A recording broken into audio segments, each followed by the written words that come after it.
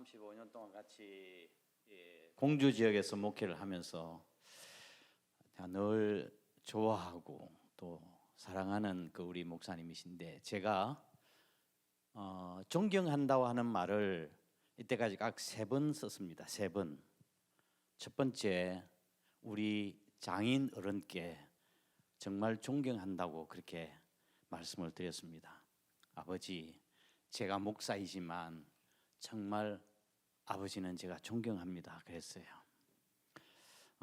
그럴 만한 이유들이 너무 많이 있어가지고 훌륭한 분이다 그렇게 늘 생각해 존경합니다라고 말씀을 드렸고, 또 한 분은 우리 사돈께 존경한다고 그랬습니다.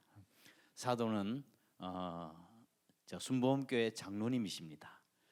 선교에 대해서 얼마나 열정이 있으신지 사제를 틀어서라도 탈북민 선교를 하고, 또 휴지 줍는 노인들을 섬기고, 또 아마 사단법인을 만들어서 그는 이 사역을 계속 하시겠다고 하시는 말씀을 듣고, 이제 목사님도 은퇴하셨으니까 좀 많이 도와주십시오 그렇게 알겠다고. 그러면서 제가 우리 사돈이시지만 제가 정말 존경한다고 그렇게 말씀을 드렸습니다.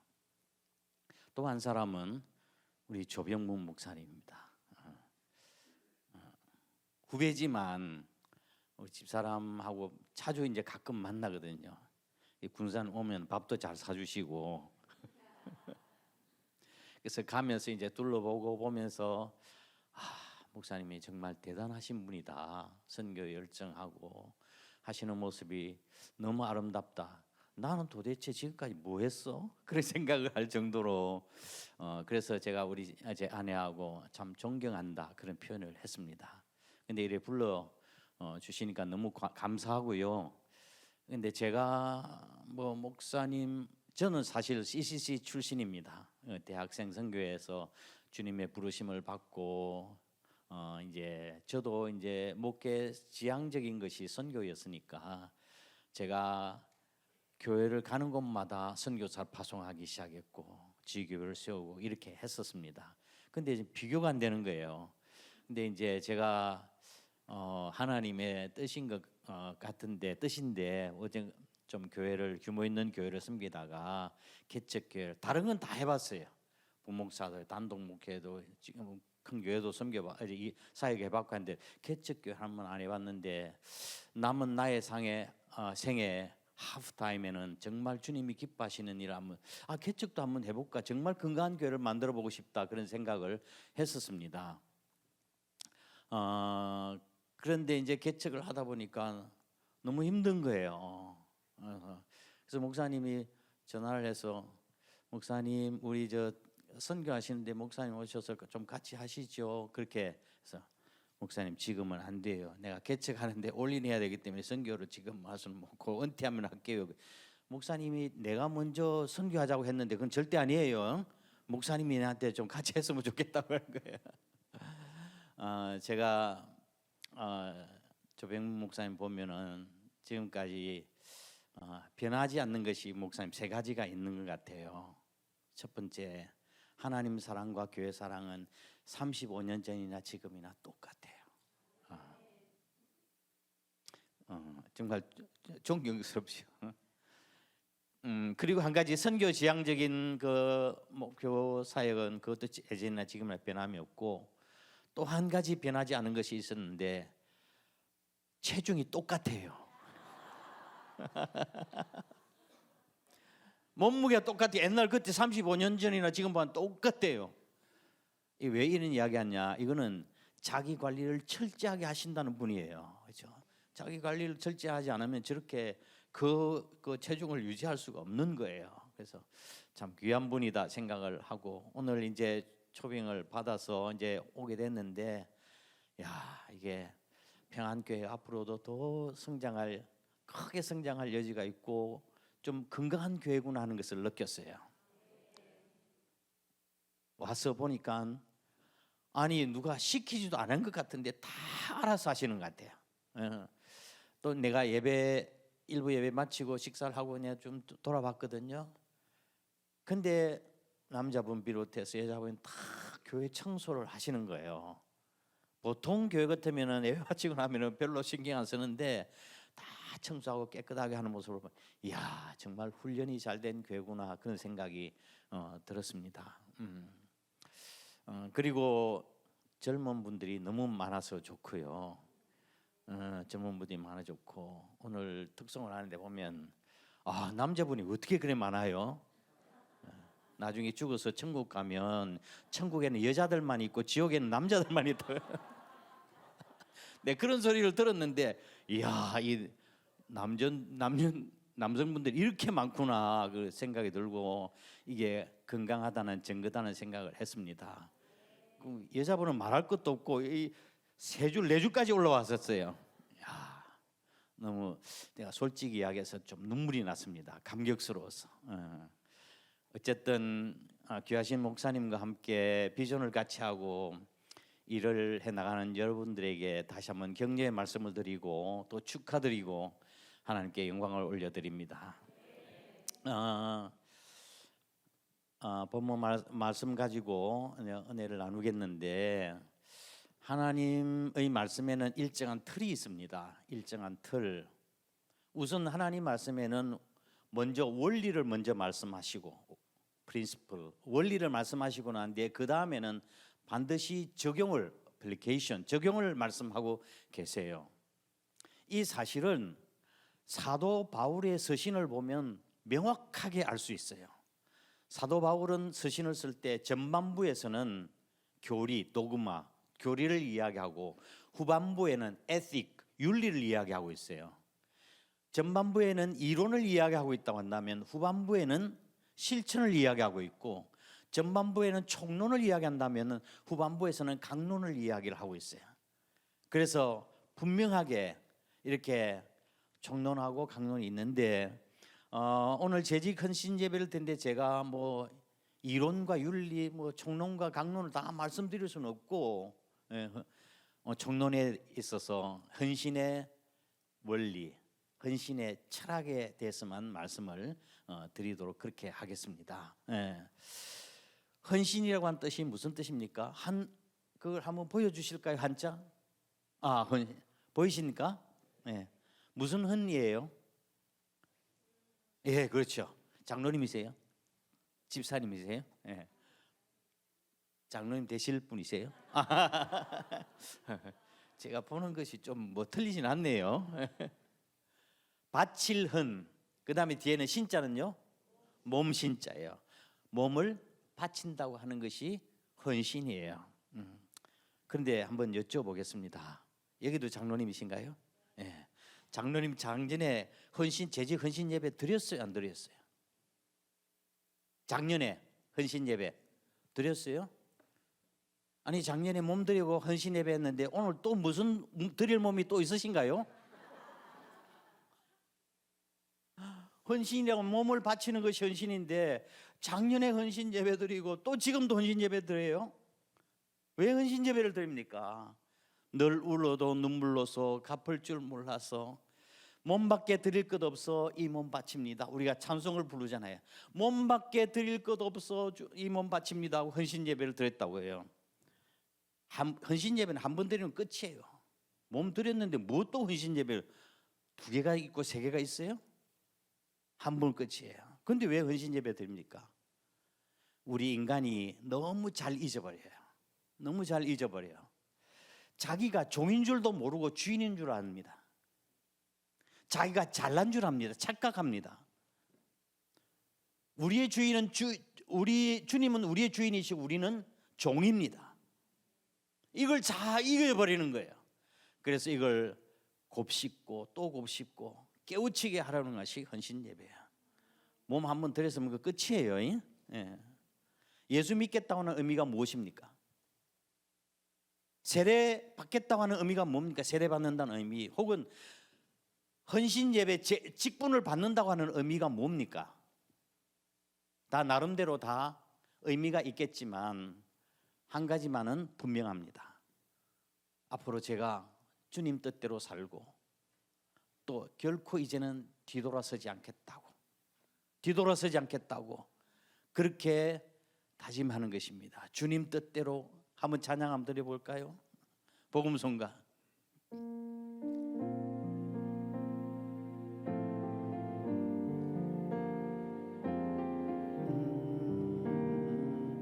좀 빨리. 주님 뜻대로 살기로 했네. 주님 뜻대로 살기로 했네. 주님 뜻대로 살기로 했네. 뒤돌아서지 않겠네. No turning back, no turning back. 백하지 않겠다는 뜻이에요. 다시는 백하지 돌이키지 않겠다고. 예수 믿겠다고 하는 것이 그런 의미 아니겠습니까? 다시 세상으로 돌아가지 않겠다고. 오늘 본문 말씀의 내용은 십계명이 출애굽기 19장에 있죠. 20장 이렇게 시내산 언약이 있고 그 다음에 십계명이 나오고 그 다음에 율례와 법률이 쭉 나옵니다. 십계명에 이은 이스라엘 백성들이 지켜야 할 히브리 종에 관한 규례를 말씀하고 있는 것입니다. 아니, 성경에 무슨 노예제도 종에 대한 이야기를 하고 있나? 그렇게 생각하시겠지만 이 성경은 노예제도를 옹호하거나 조장하는 것이 절대로 아니에요. 종에 관한 규례는 그 당시에 종을 매매하는 노예제도가 있었습니다. 고대 사회에 그런 노예를 매매하고 또 종을 삼는 데 있어서 공정한 법을 말씀하고 있는 것이지 조장하고 있거나 뭐 잘하라고 하는 뜻은 아니라는 말씀이에요. 당시에 종이 되는 경우에는 태어날 때부터 태생적으로 종이 된 사람도 있었습니다. 부모가 종이어서 태어나는 거 종이 되는 거죠. 그 다음에 전쟁의 포로로 잡혀오면은 종이 됩니다. 그리고 도둑질 하다가 잡혀가지고 나중에는 종이 되는 경우도 있고, 돈을 빌려서 갚지 못해서 경제적인 이유로 인해서 종이 되는 경우가 있었습니다. 그런데 같은 동족 히브리 민족 백성이 비록 경제적인 이유로 종의 신분을 가졌다 할지라도 종이 아닌 고용된 노동자 취급을 하라. 그리고 6년이 지난 뒤에는 자유 해방시켜 주어라 하는 것이 종에 관한 공정한 법이에요. 그들도 똑같은 하나님의 백성이고 또한 똑같은 신분을 가지고 태어났다는 말입니다. 이와 같은 법은 그 당시에 다른 이방 종교에서는 찾아볼 수 없는 일이었습니다. 6년 동안 종살이를 한 뒤에는 그 종은 이제 자유를 얻게 되었는데, 그간 6년 동안에 주인의 인격적인 대우와 그 다음에 주인의 사랑과 받은 은혜를 생각하고 너무 고마워서 주인에게 제가 나가서 자유하지 않겠습니다 라고 자유 포기 선언을 하면 그를 데리고 제사장에 갑니다.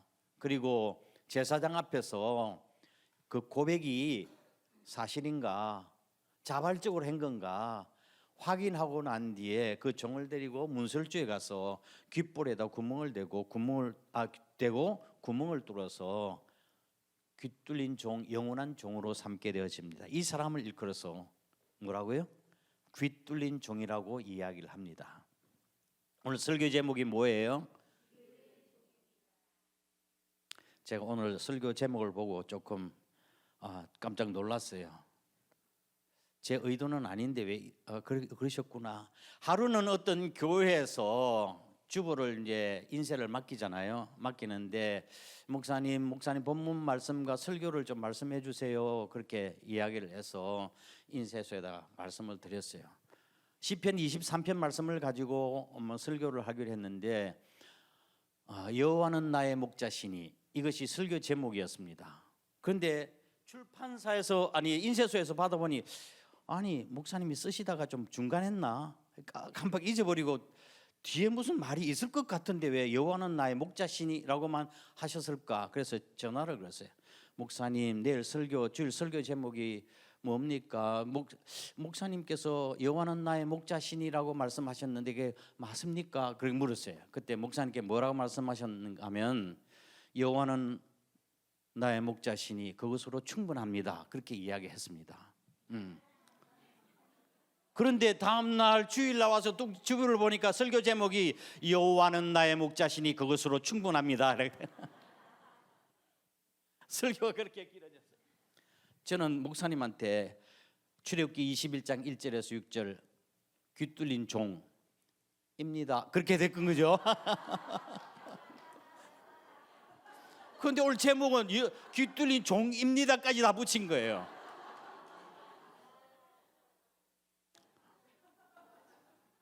한 가지 질문을 하겠습니다.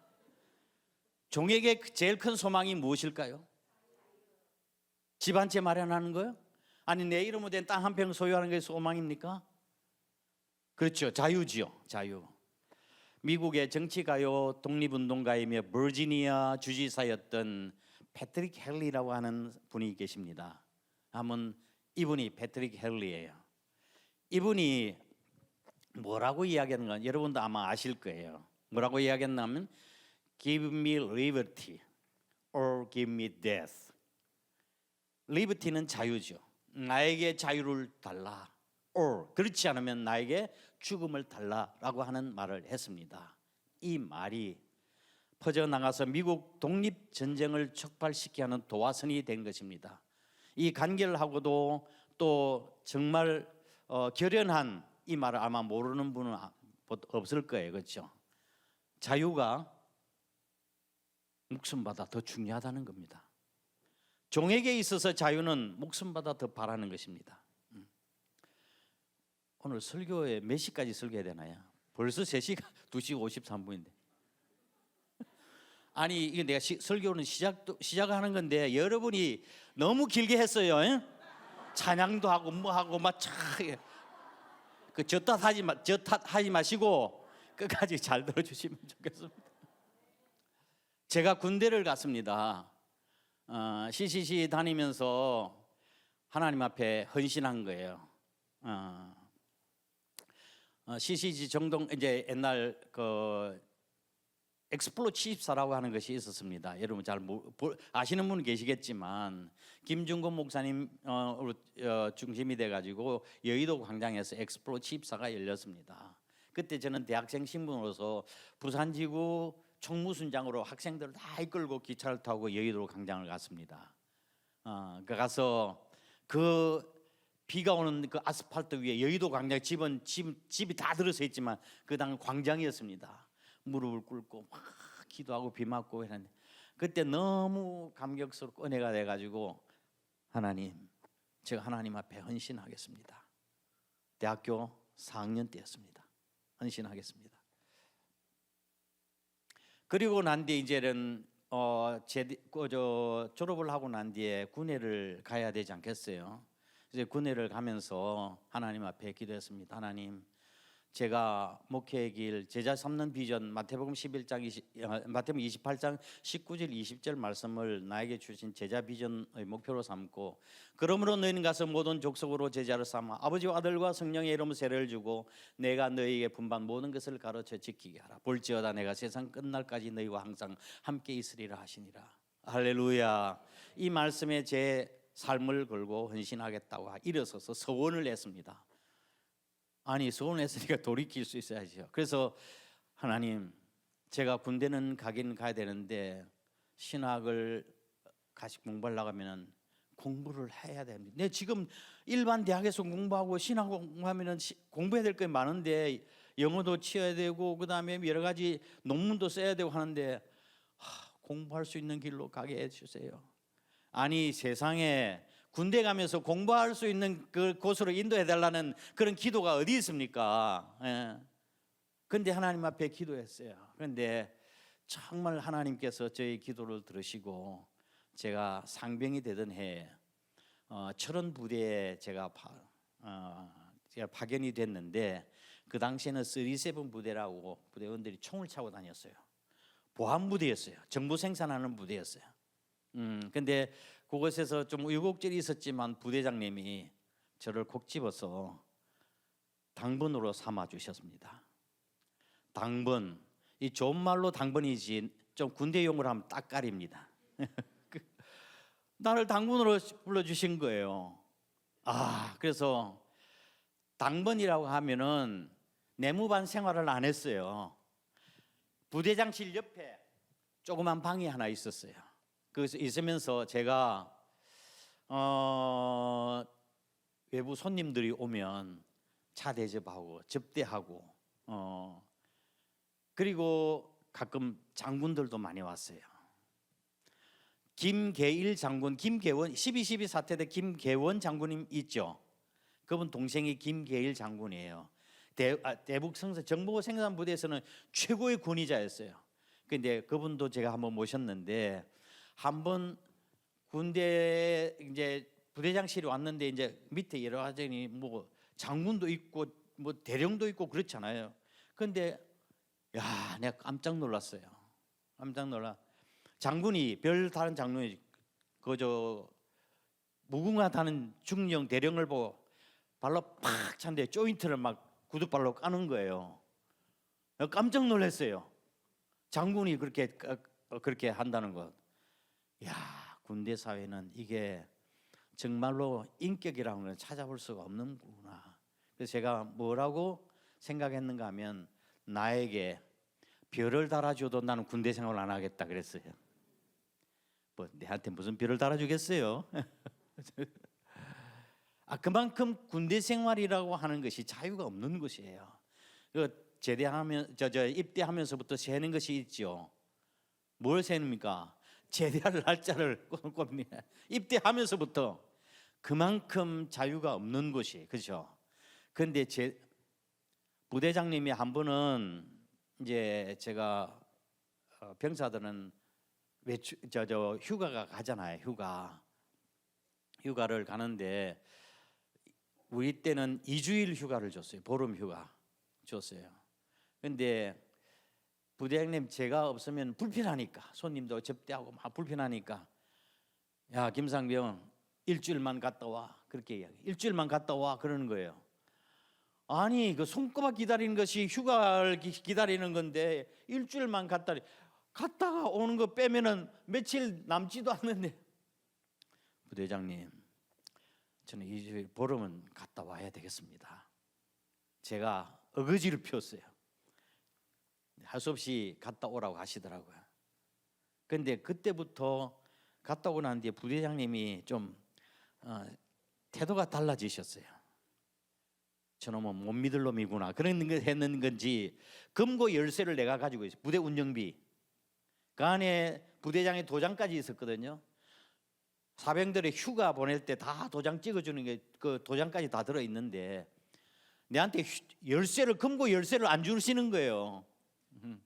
내가 억지 부려가지고 군대 휴가 갔다 왔다고 나중에 이제 풀어지긴 했지만 제가 이제 그분이 익산분이세요. 남가자동에 사셨던 그런 분인데 꼭 그 이제 중간고사 기말고사 때면은 내한테 특박을 2주일 동안 줘요. 특박을 왜 주려는가 하면은 그 남가자동에 가가지고 자기 아들을 가정교사 좀 하라고. 지금 아마 그랬다면 부대장님이 지금 걸렸을 거예요. 나가가지고 아이들 이제 가외 공부 시키고 막 이랬던 적이 있었어요. 어쨌든 은혜스럽게 군대 생활을 잘 마무리하고 군대에서 공부할 수 있는 길을 열어달라고 말씀을 드렸는데 하나님께서 들어주셔서 당번으로서 내 방에서 영어 외우고 성경 보고 막 이렇게 공부를 하게 된 것입니다. 종에게 있어서 자유라고 하는 것은 목숨보다 더 귀한 거예요.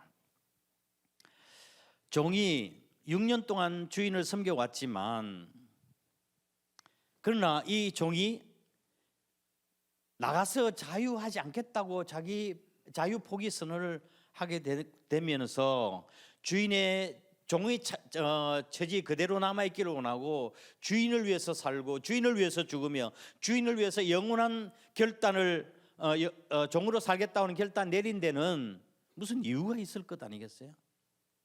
이유가 있어야 그런 결단하지 않겠어요? 그런 결정을 하게 된 까닭이 무엇일까요? 5절 말씀을 한번 보시겠습니다. 5절 말씀 함께 읽겠습니다. 시작. 만일 종이 분명히 말하기를 내가 상전과 내 처자를 사랑하니 내가 나가서 자유인이 되지 않겠노라 하면 여기서 저는 이 이 성경 말씀은 개역 개정 성경이에요. 저는 옛날에 가지고 있었던 개역 성경을 더 선호해요. 거기 보면 지금은 쉬운 말로 성경을 이렇게 표현하고 있지만 개역 성경을 읽으면 더 의미가 잘 들어와요. 또 한자 의미 이런 것들. 여기는 분명히 말하기를 이야기했는데 개역 성경에는 진정으로 말하기를 그렇게 되어 있습니다. 만일 종이 진정으로 말하기를. 진정이 뭡니까? 참 진짜 뜻정자예요. 정말 참 뜻으로 정말 진실한 마음으로 주인을 사랑한다고 하면 분명히 말하는 거하고 진심을 다해서 말하는 건 좀 차이가 있어요. 그렇죠? 자, 왜 이렇게 자기 자유 포기 선언을 하게 될까?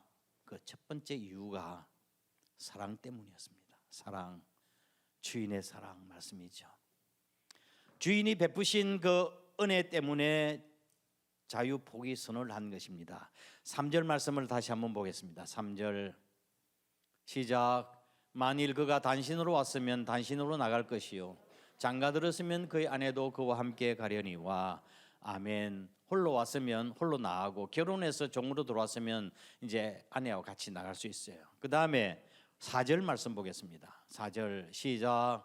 만일 상진이 그에게 아내를 주어 그의 아내가 아들이나 딸을 낳았으면 그의 아내와 그의 자식은 상진에게 속할 것이요 그는 단신으로 나갈 것이로되. 아멘.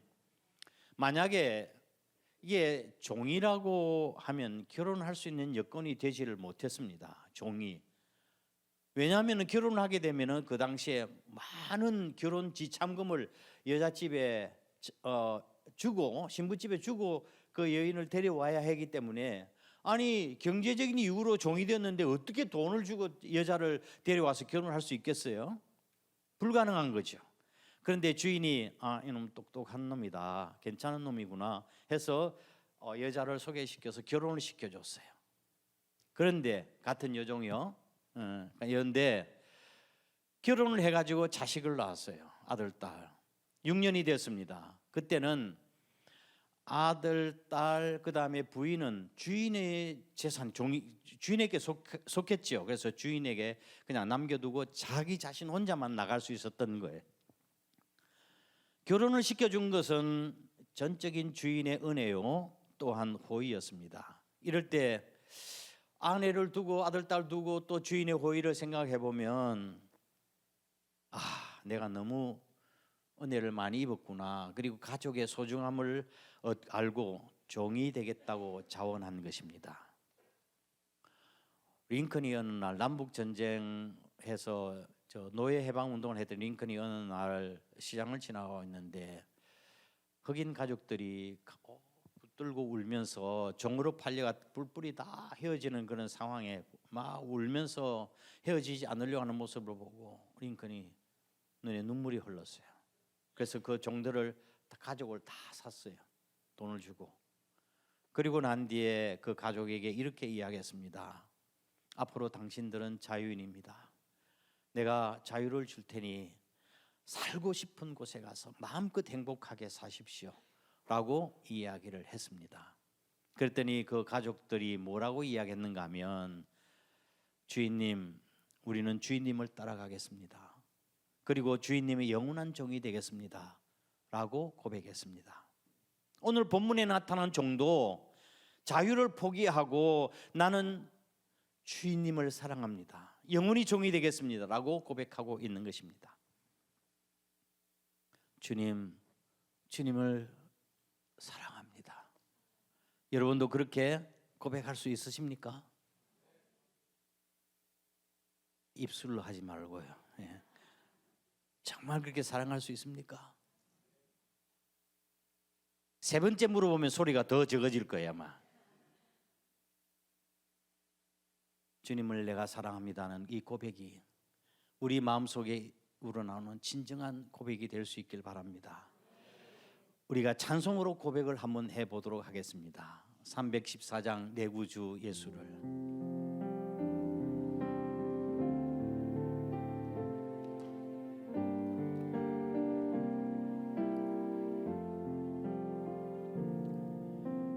내 구주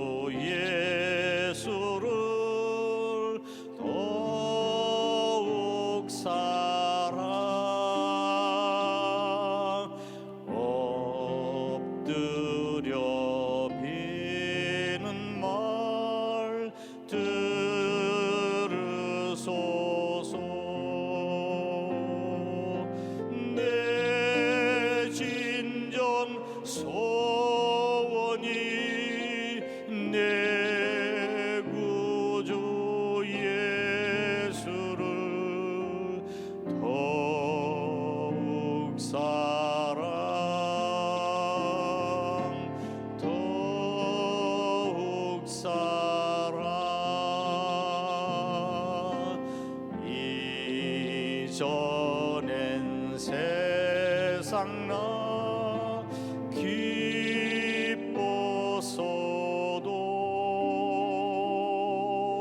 지금 내 기쁨은 오직 예수. 나만 내비는 말 내 구주 예수를 더욱 사랑 더욱 사 3절은 눈 감고 하겠습니다. 이 세상 떠날 때 찬양하고 찬양하고 숨질 때 하는 말 숨질 때 하는 말 이거 싫다만 내비는 말 나만 내비는 말 내 구주 예수를 더욱 사랑 더욱 사랑 더욱 사랑 더욱 사랑 더욱 사랑.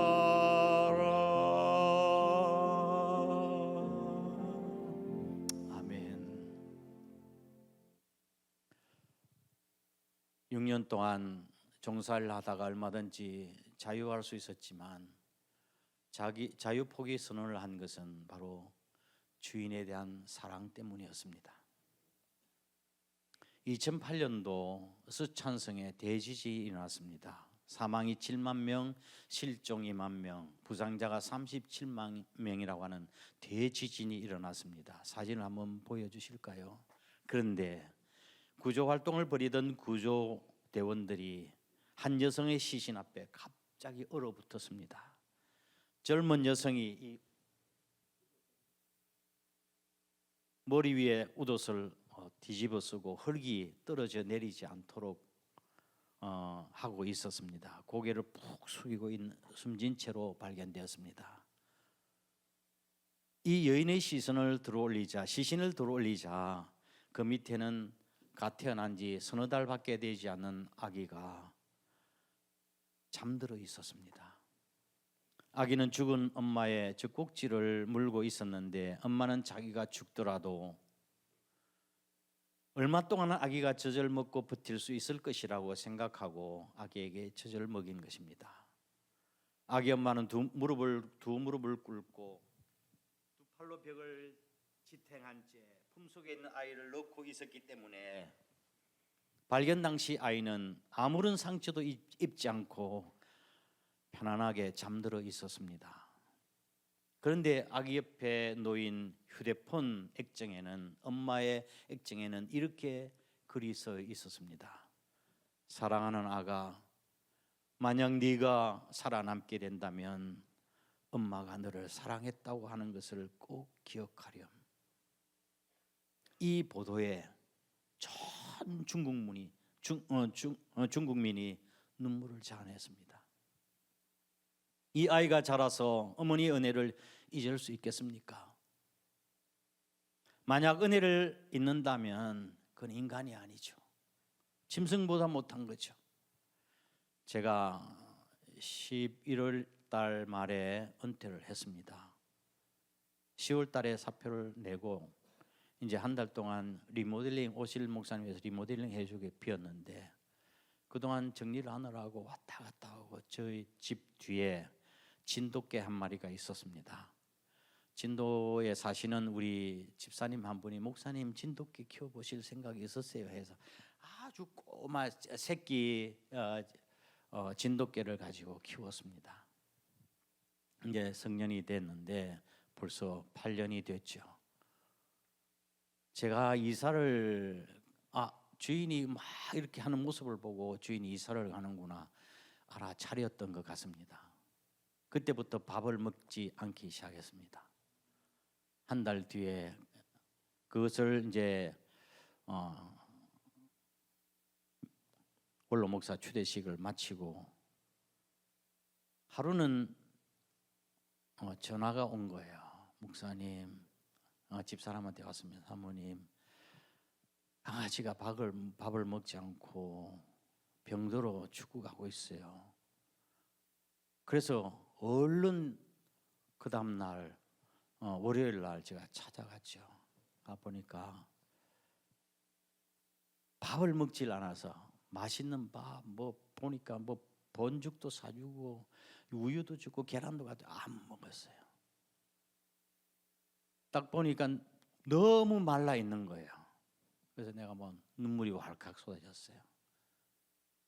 주리야, 내가 너를 버린 게 아니야. 내가 너를 절대로 버린 게 아니야.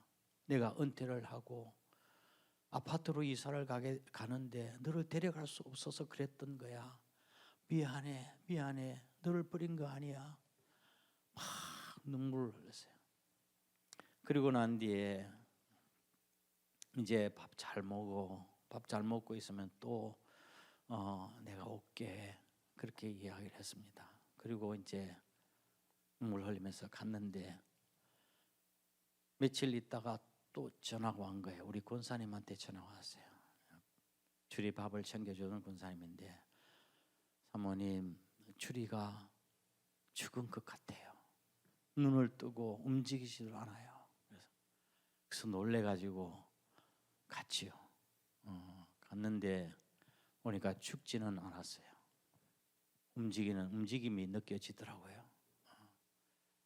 그래서 그걸 보고 또 미안하다고 했어요. 주리야, 절대로 너 버린 거 아니야. 아파트로 이사 가서 너를 데려가지 못해서 할 수 없어 그랬던 거야. 힘내, 사랑해. 울면서 해요. 근데 이제 그 소리를 들으면서 다른 사람은 꼬리를 흔들지 않았는데 지쳐서 누워 있는데 일어서려고 뒷다리 힘을 주면서 일어서려고 꼬리를 흔드는 모습을 보고 더 눈물이 났어요. 이게 우리가 먹던 잠밥을 먹이고 또 키운 것밖에 없는데 이렇게 충성하는 처음 봤다. 근데 나중에 알게 된 사실은 진돗개는 두 주인을 섬기지 않는답니다. 한 주인에게만 충성한답니다. 나는 그나마 이제 내가 이사를 가게 되면 새로운 주인에게, 새로운 목사님과 친해지라고. 그래서 사실은 이야기도 못 해주고 떠난 것이 너무 미안했던 거죠. 그리고 난 뒤에 제가 점심 먹으러 잠시 중국집에 갔다 오니까 숨을 거두었어요. 우리가 오기를 기다렸던 것 같습니다.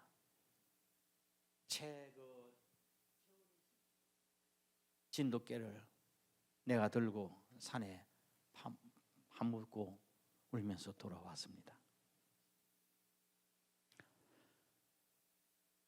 우리가 하나님으로부터 은이나 금같이 없어질 보배로 구속함을 받은 것이 아니라 우리 주 예수 그리스도의 보혈의 피로 구속하신 주님의 은혜를 배신한다면 그 사람은 우리 주리보다 못한 사람이에요.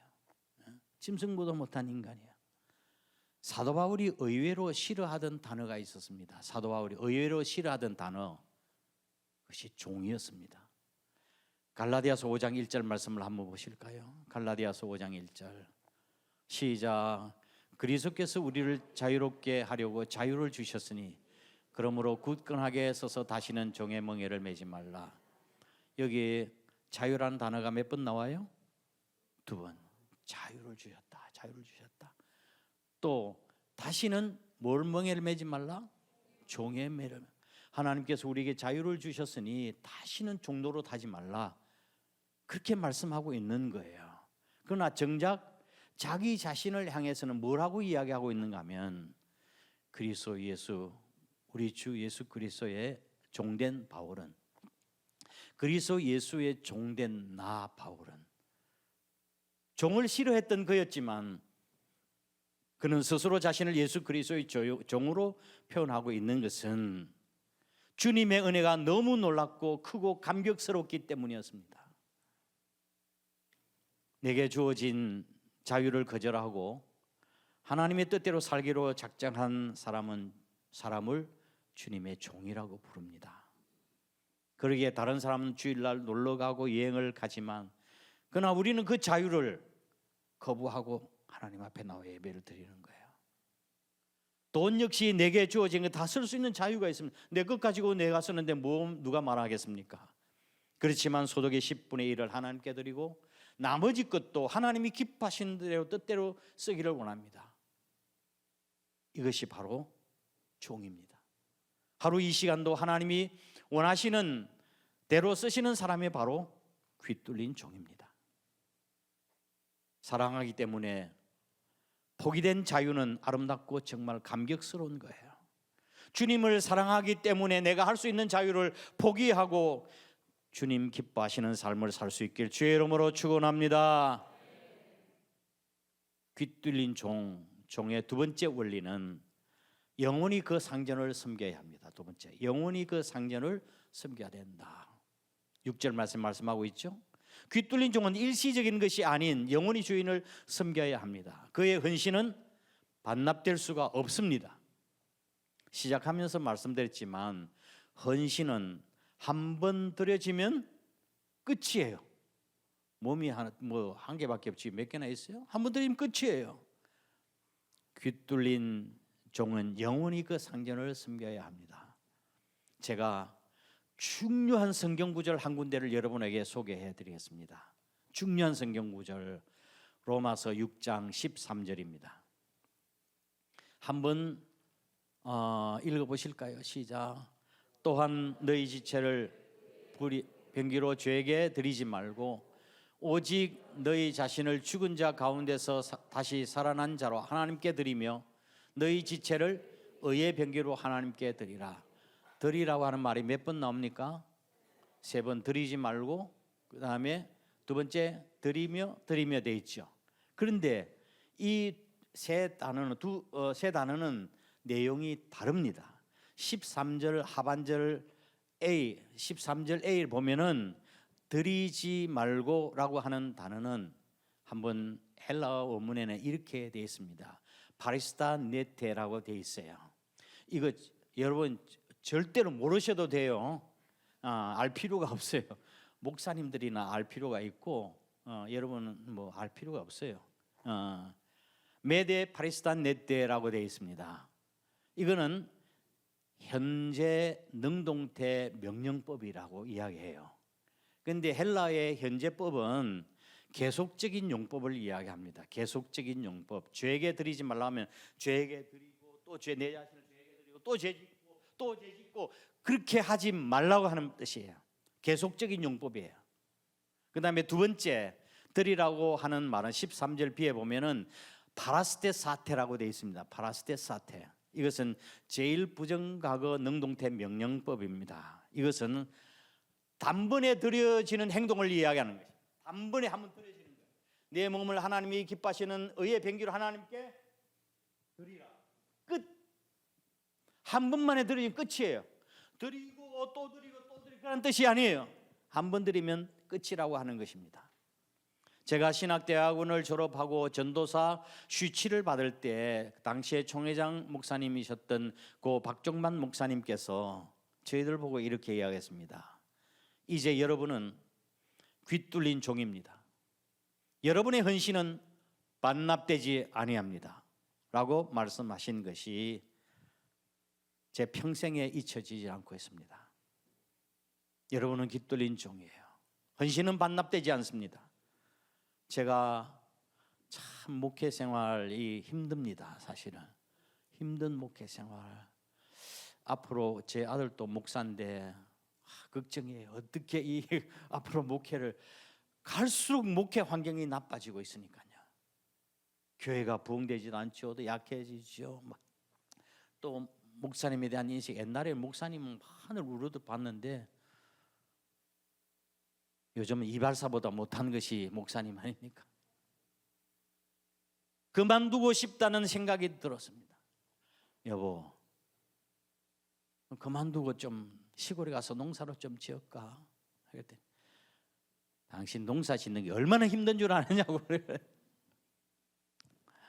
그만두고 싶다는 생각이 들어도 당신은 귀뚫린 종이라고 하는 그 생각이 나를 지탱해 왔던 것이 사실입니다. 못생긴 나무가 산을 지킨다는 말이 있죠.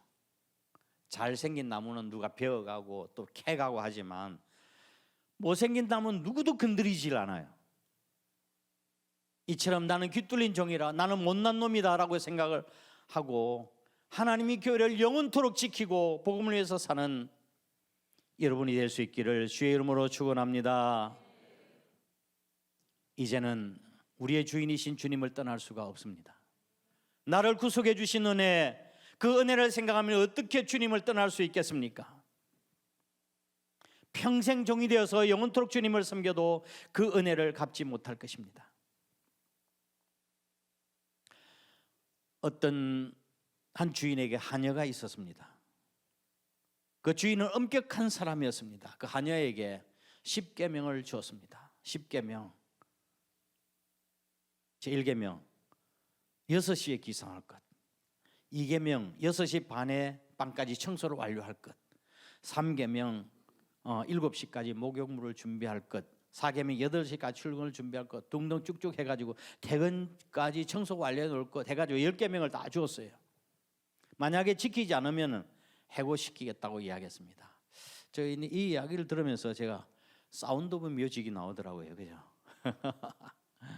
그 수녀를 사랑하잖아요. 대령이었던 것. 하루는 주인이 하녀를 사랑하기 시작했습니다. 그래서 신부로 맞이했습니다. 신부가 된 뒤에 그녀는 몇 시에 일어났을까요? 우리 집사님 6시에 일어나 기상을 하는데 6시에 일어났을까요? 7시에 일어났을까요? 안 돼봐서 몰라요. 저는 여러분 생각 어떠세요? 몇 시에 일어났을 것 같아요? 예? 아주 크게 좀 이야기해봐요. 나는 5시에 일어날 것 같아요. 5시에 일어났을 거다. 왜요? 새벽 기도 하려고.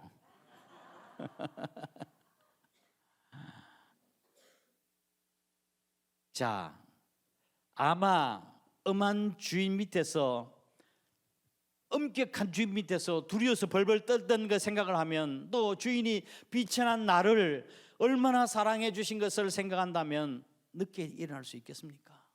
야, 나는 이제 안방 주인 되었으니까 7시, 8시 일어나야 되겠다, 그렇게 생각했을까요? 나는 새벽 5시 일어났을 거라고 생각합니다. 그래서 저는 이렇게 말하고 싶습니다. 따라 한번 해보실까요?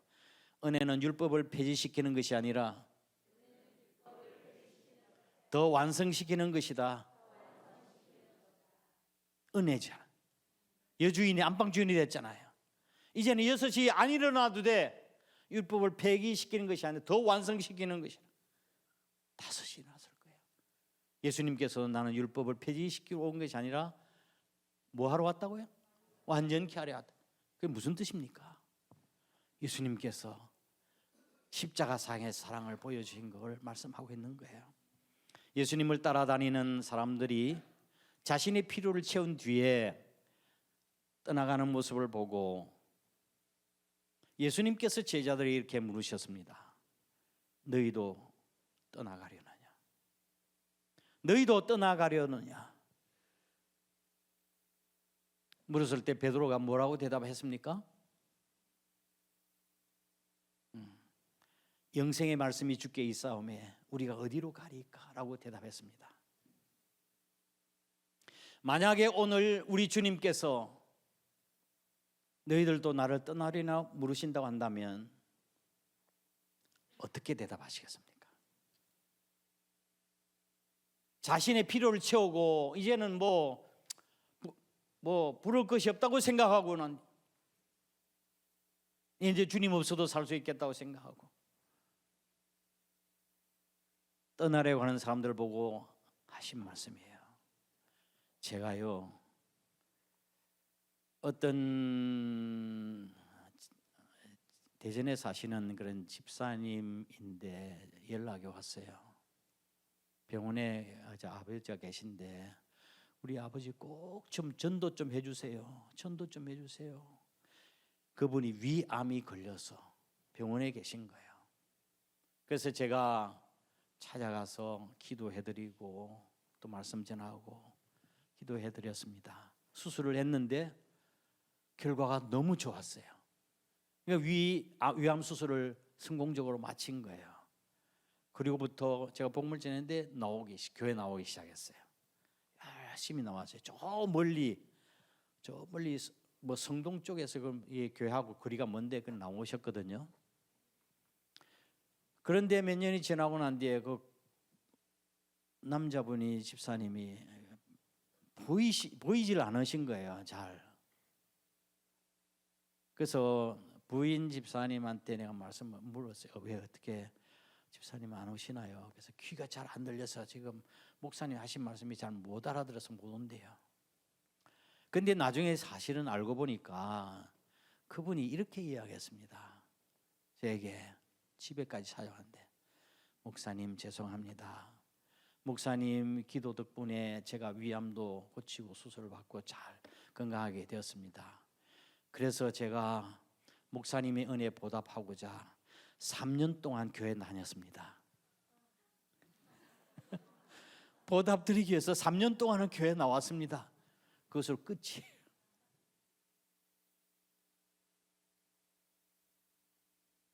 너희도 나를 떠나려느냐? 예수님께서 지금 나에게 물으신다면 여러분 정말 뭐라고 대답하시겠습니까? 주사위는 던져졌다고 하는 말이 유명한 말이 있죠. 누가 한 말이에요?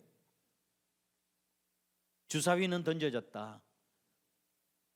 주전 49년 왔노라 부왔노라 이겼노라 라고 하는 말과 함께 율리어스 카이사르가 이야기한 상징하는 대표적인 명언이 바로 주사위는 던져졌다 였습니다.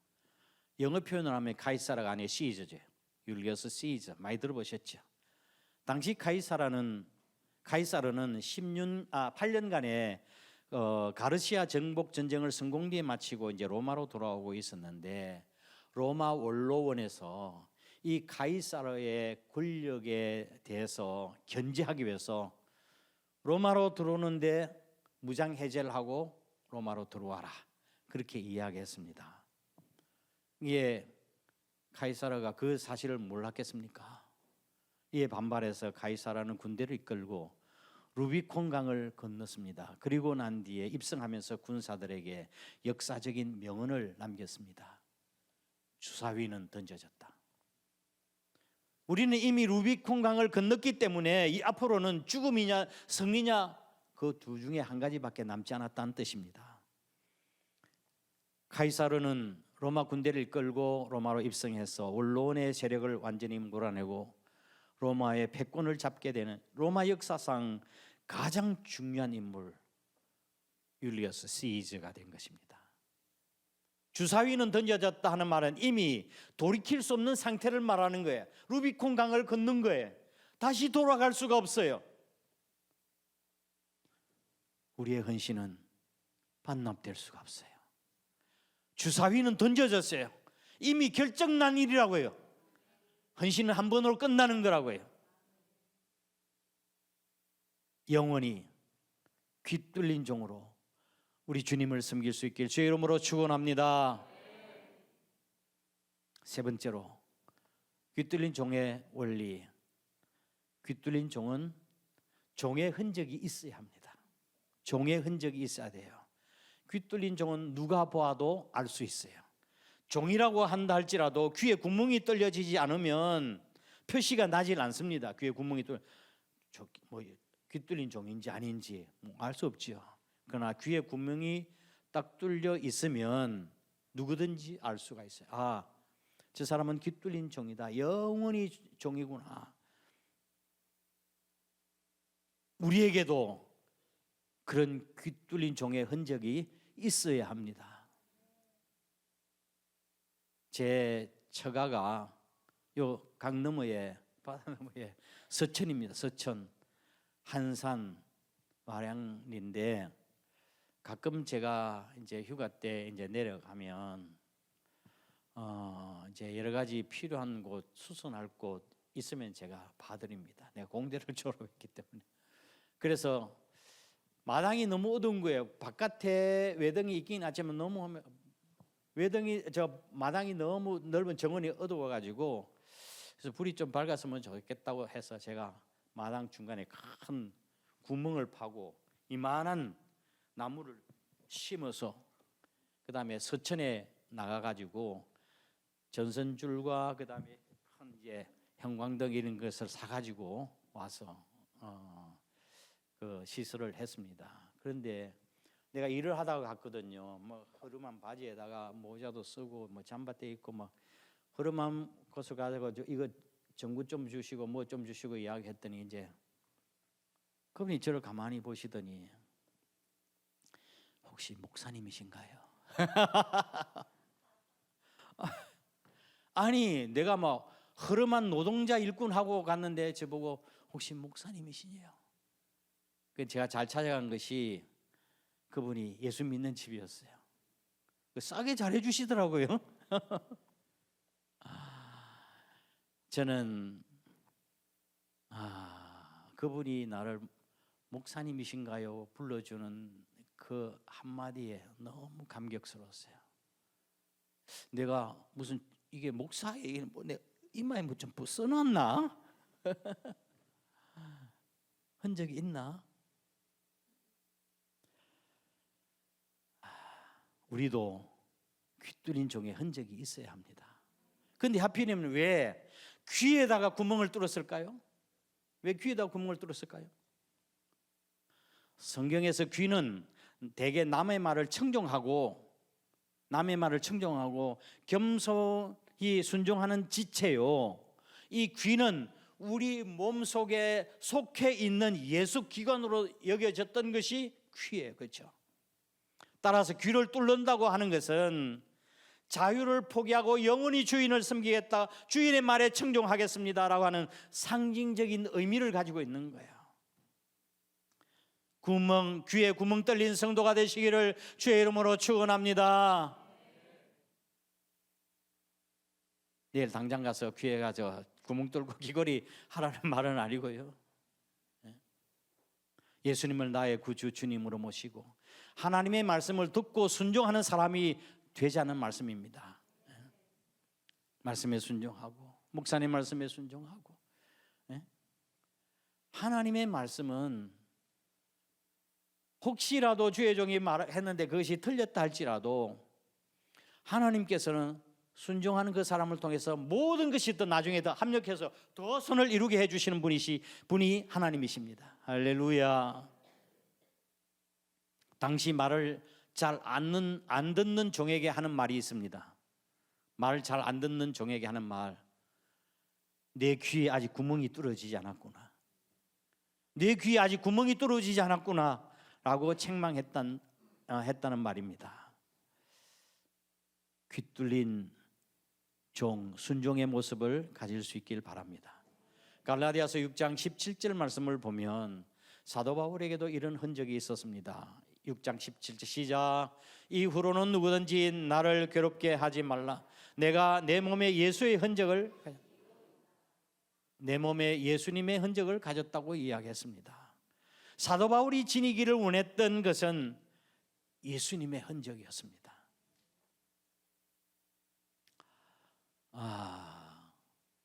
요즘 죄송합니다만 이제 몸에다가 타투를 하는 사람이 많이 있어요. 몸에 문신을 새기는 게 있었는데, 이거는 레위기서 말씀에 보면은 몸에 문신을 하지 말라고 되어 있습니다.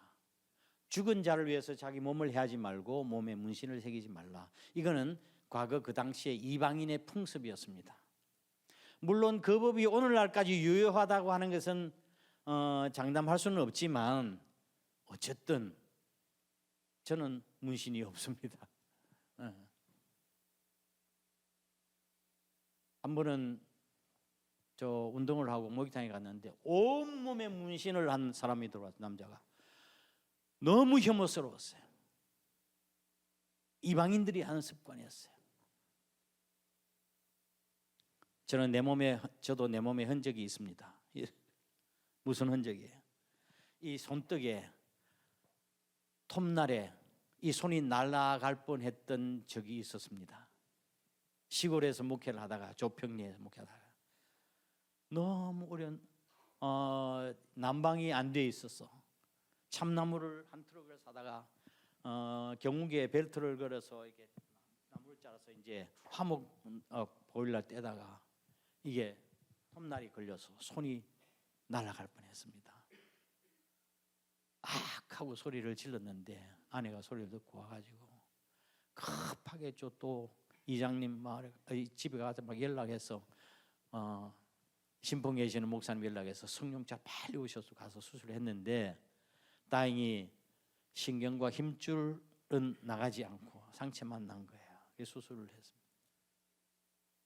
우리가 주님을 위해다가 받은 이런 흔적 상처, 이건 영광스러운 것이지만 내 몸에 뭐 다른 문신을 새길 필요가 없는 것이죠. 나를 자유케 해주신 그분, 그리고 나에게 놀라운 생명을 가져다 주신 그분의 흔적을 갖기를 원합니다. 내 언어 속에 예수님의 겸손이 나타나고 내 피 속에 예수님의 숨결이 뿜어나고 내 심장 속에 예수님의 열정이 뜨거움이 내 눈동자 속에서 예수님의 사랑과 긍휼이 넘치기를 원합니다. 나는 주님의 흔적을 갖기를 소원합니다. 이것이 사도 바울의 간증이었습니다. 우리 주님은 하나님의 본체이시지만 종으로서의 삶을 사셨습니다. 우리들도 귀뚫린 종의 삶을 살아야 합니다. 종이라고 하는 단어는 정말 비천한 단어예요. 인간이면서 인간의 대접을 받지 못한 채 살아가는 비참한 처지의 인생을 이끌어서 종이라고 이야기합니다. 그런데 성경은 이 비천한 단어인 종을 정말 영광스러운 단어로 바꿔 놓았으니 바로 예수 그리스도께서 친히 종이 되셨기 때문입니다. 빌립보서 2장 6절 7절 그는 근본 하나님의 본체시지만 하나님과 동등됨을 취할 것으로 여기지 아니하시고 오히려 자기를 비어 종의 형체를 가져 사람들과 같이 되셨고 죽기까지 복종하셨으니 그 십자가에 죽으심이라. 이 비천한 단어의 종을 영광스럽게 만들어 놓은 것입니다. 유명한 복음 강사인 무디 목사님은 이런 말씀을 하셨습니다. 한 사람이 인생을 평가할 때 그가 얼마나 많은 사람을 거느리고 살았느냐 하는 것은 중요한 것이 아니다. 중요한 것은 그가 얼마나 많은 사람들에게 종로로 되느냐, 그것이 중요한 것이다. 사람이 살면서 많은 사람을 지배했다고 하는 것은 중요하지 않고 다만 하나님께서 우리에게 원하시는 것은 얼마나 많은 사람을 섬겼느냐 하는 것입니다라고 그분은 말씀하셨습니다.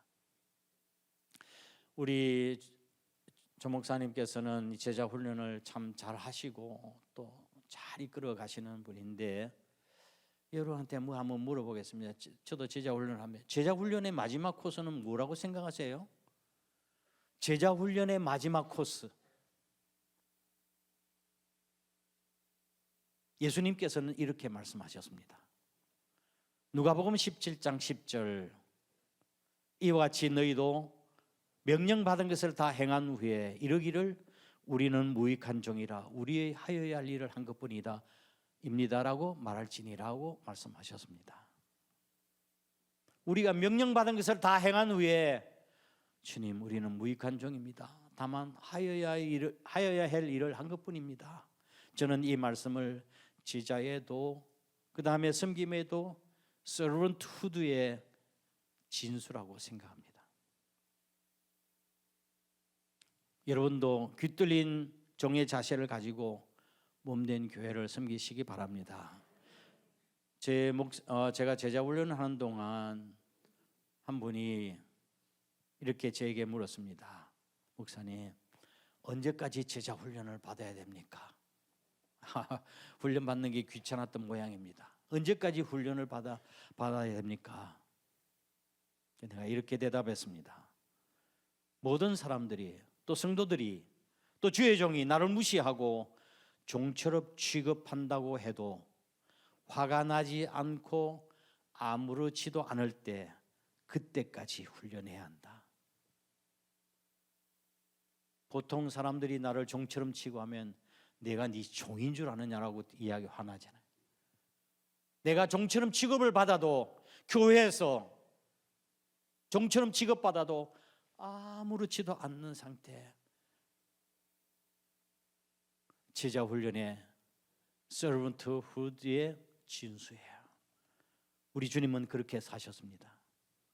조롱당하시고 채찍질 당하시고 침뱉음 당하시고 십자가에 돌아가셨습니다. 그리고 십자가에서 섬김의 극치를 보여주셨습니다.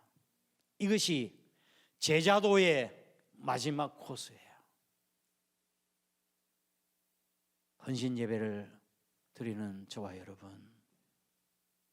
여러분은 휘둘린 종입니다. 여러분의 헌신은 이제 반납될 수가 없습니다.